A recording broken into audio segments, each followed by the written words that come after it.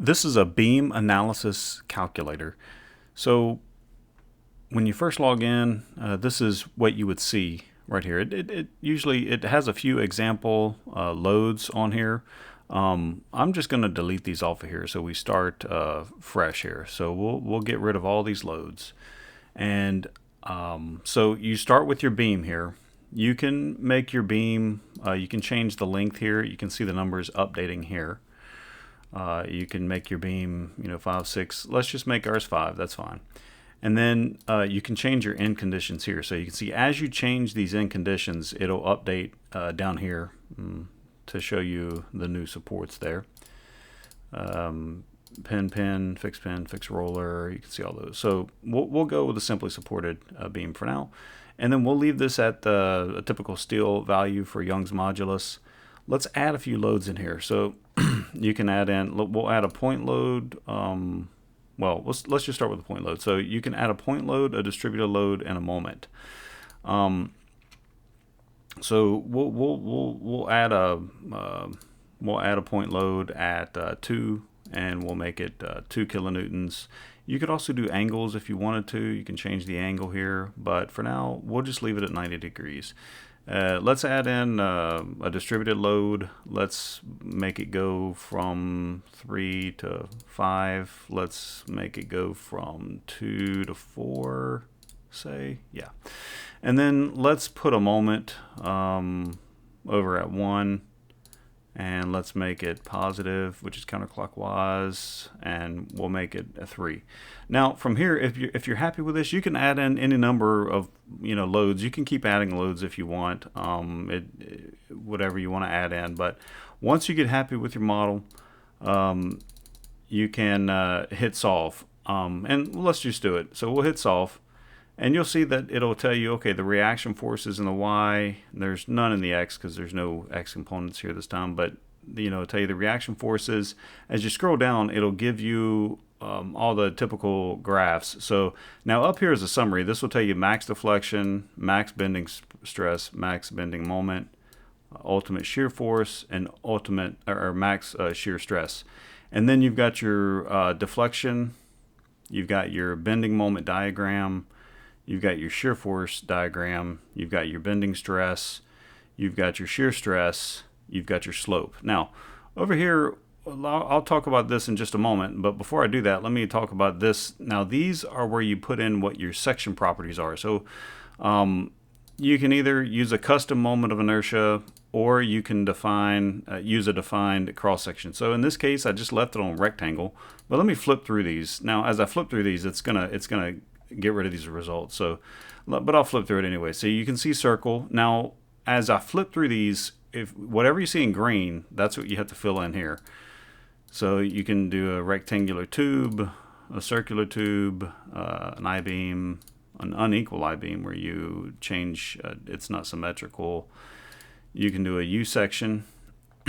and this is oriented in, like, these loads right here would be coming, this way, in this direction here. And then you have your L and you have your T section. So those are, some of the very common things that you find. I'll put it back on rectangle. And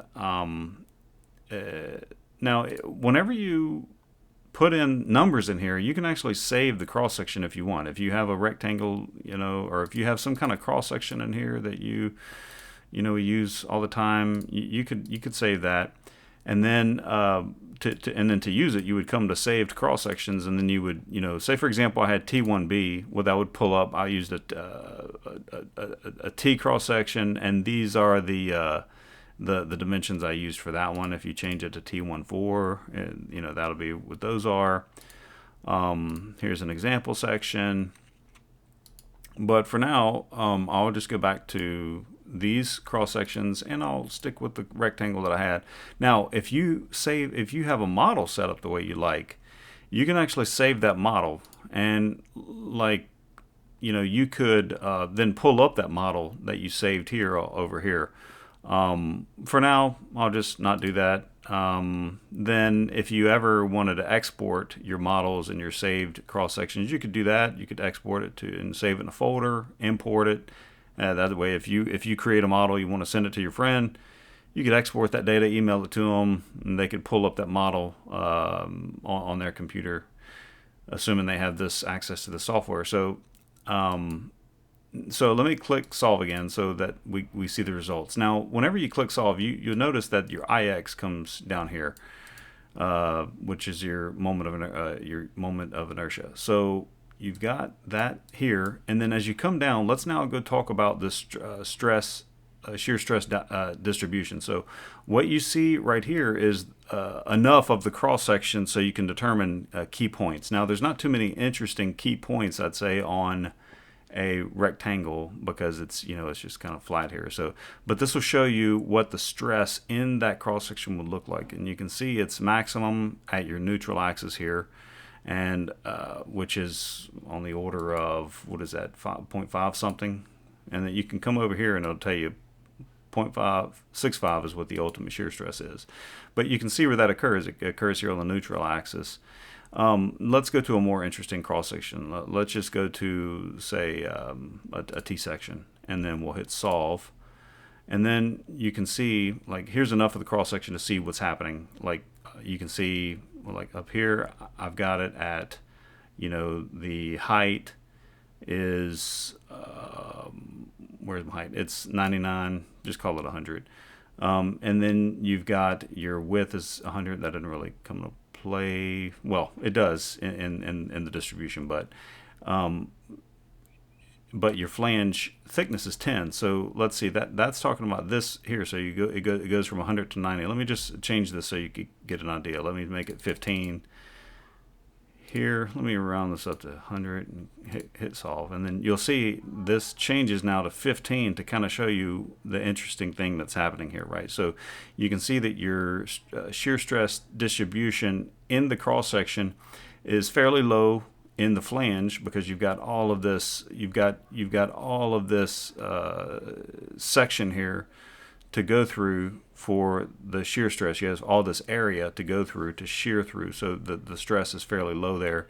Then as you go down, your area for the shear is getting smaller, and that's why you have basically a discontinuity here. And then this is at your neutral axis. This is typically 99% of the time where the maximum occurs, and you can see it does do that in this case. So like at this location, just call that 73.47 in that ballpark. And then sorry, that's your that's actually, excuse me, that's the height of the neutral axis measured from the y=0 axis down here. So it's occurring at 74 there. So the x value there looks like, what, 11 or something, somewhere in there. Well, actually, yeah, right at 11 actually, MPa. So yeah, so everything in your cross section is kind of in this column here. So that's just a real quick tutorial of an overall of what you can do here with your beam analysis tool. And you can make this as complicated as you want. You can add as many loads here as you like, and it has no problem solving that. So that's pretty much it.